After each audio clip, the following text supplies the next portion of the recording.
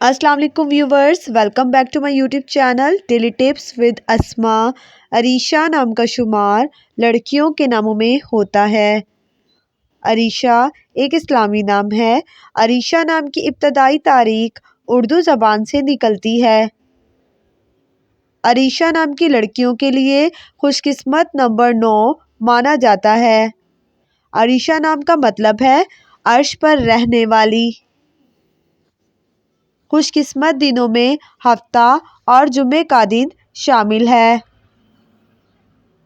अरीशा नाम का शुमार इंटरनेट पर सबसे ज़्यादा सर्च होने वाले नामों में से होता है। खुशकिस्मत धातों में हिंसों के हिसाब से लोहा शामिल है। अरीशा नाम के अफराद के लिए मुआफिक रंगों में नीला, बनफशी और काला रंग शामिल है। अरीशा नाम के अफराद के लिए मुआफिक पत्थरों में नीलम पत्थर शामिल है। फ्रेंड्स, अगर आप अपने नाम का मतलब जानना चाहते हैं तो कमेंट बॉक्स में अपना नाम लिखें।